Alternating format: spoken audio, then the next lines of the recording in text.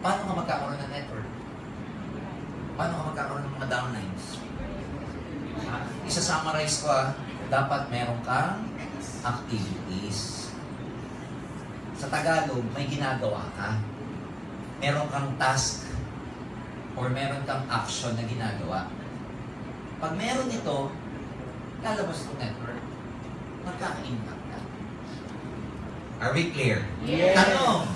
Anong gagawin ko para ma-produce yung network? Yan. Gagawa ka ng prospect list. Kailangan ng prospect list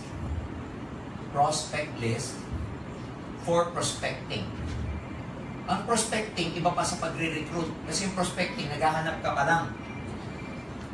Nagsusort out ka pa lang. Hindi ka pa nag-a-approach.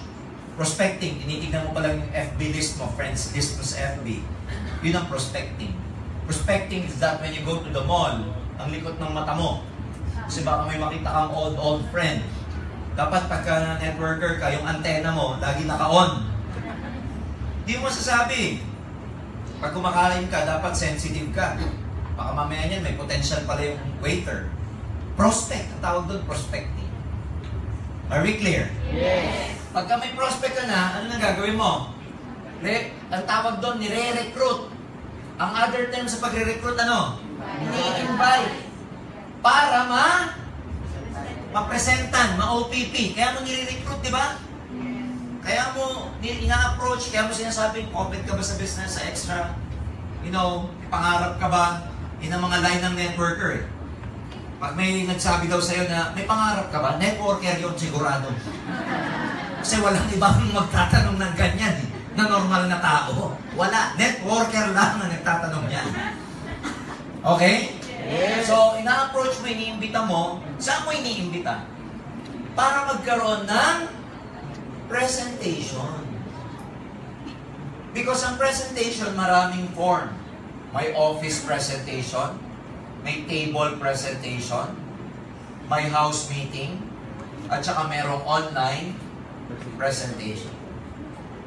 Are we clear? Yes. So, tingnan yung flow, Flow itong pinapakita. May prospect ka,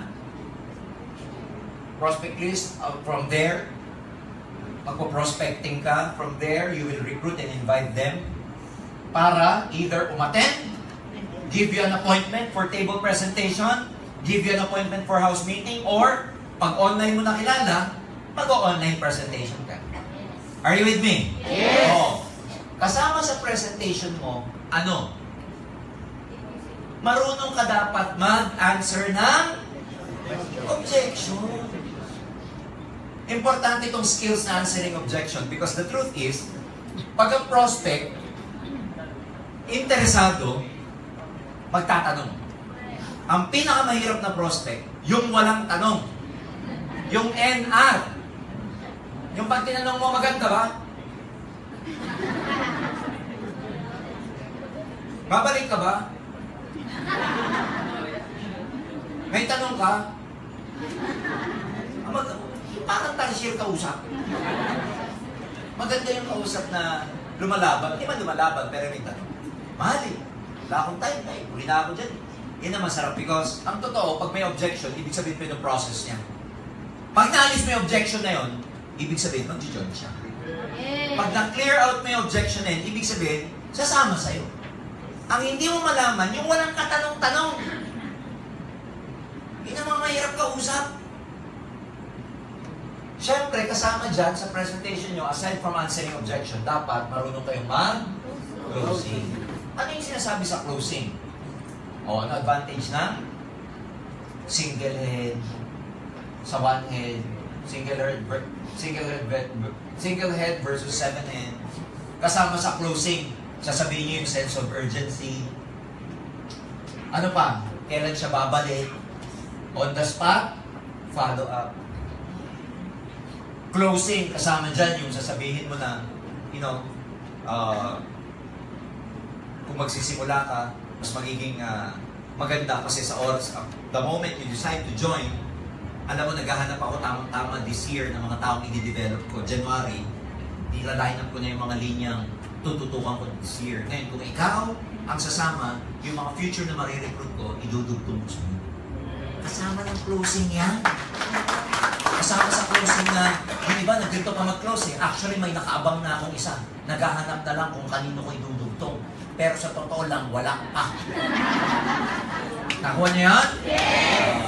Kasama sa closing mo yun. Here? Kasama sa closing mo, kasama din sa flow na yan, dapat marunong ka mag-follow up. Kailan babalik? Ang rule dito sa pagpa-follow up, kailangan makita niya ulit yung name global after 2 days or after 24 hours.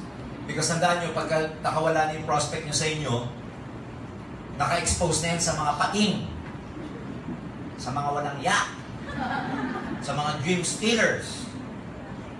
Ang prospect pa naman, kahit gaano ka positive, binomba mo ng binomba ngayong gabi, 2 oras mo minang, minuto lang makausap ng negative. Wala na! Tama ba ako? Yes! Yung naghiwalay ka excited lahat, blah blah.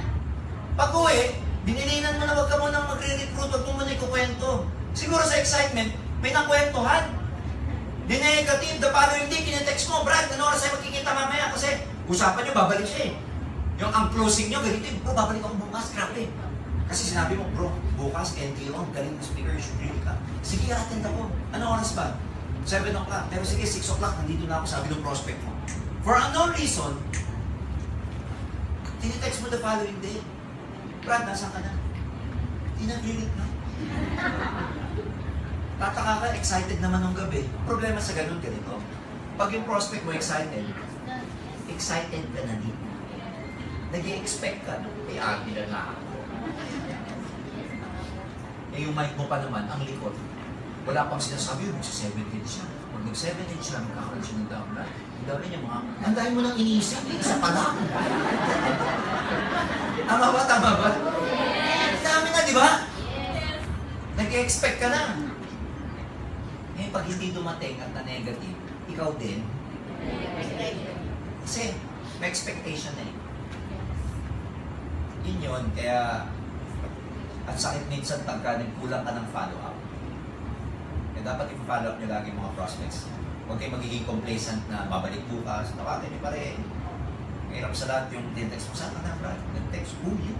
Pinakamahirap sa lahat. Hindi ka nakilala. And, pagkatapos mag-follow up, atin ulit, naintindihan nyo yung business natin, hopefully pay in na. So, pag nag-pay in, meron ka na. Never ka na. Tama? Pag nag-pay in siya, susunod na gagawin mo naman, tuturuan mo siya. Ano yung tuturo mo sa kanya? At pinag-usapan natin yan, umatay ng OPP, NDO, product demo, ASAP. Tuturuan mo rin siya ng mindset and skill set. Tuturuan mo rin siya yung tamang flow nito from prospecting to pay. Ikaw, anong gagawin mo pagka meron ka na? Pag meron ka na napapay in, anong gagawin mo? Bukod sa tinuruan mo itong napapay in mo, anong gagawin mo ulit? May napapay in ka na. Tinuruan mo siya. Anong gagawin mo? Go back! Repeat! Nag-gets niyo ako? Yes! Yung iba doon nagkakaproblema. Pag nagkaroon ng downline, di na naghahanap ng iba. Tandaan nyo to ha, pag yung downline mo may recruit, downline ngayon, hindi mo downline, nakiki-downline ka lang. Maghanap ka ng iyo. Tama ba? Yes! So after you teach, siyempre tututukan mo yan, ikaw ang task mo, go back or repeat. Balik dun. Oh. Ulit. Pag may napapingin ka na naman, turuan mo, tapos ano na naman? Repeat. 3 taon na ganyan. Walang pukna. Walang reklamo. Walang kain. Puyat. Tuloy-tuloy lang. Huwag ka munang matulog. If you do not need to sleep, do not sleep. You get enough sleep when you die anyway. Work hard. 3 years na tanim, hindi nyo mararamdaman yun. Habang ginagawa mo yun, nag-enjoy ka, you feel proud about yourself, lumalaki network mo. 3 years, walang pukna, tuloy-tuloy. Kung ano yung entusiasm mo muna, tuloy mo lang. Do not rest yet. Believe me, come back and see me after 3 years. Ikaw naman na magkukwento sa akin kung ano yung mga nabili mo.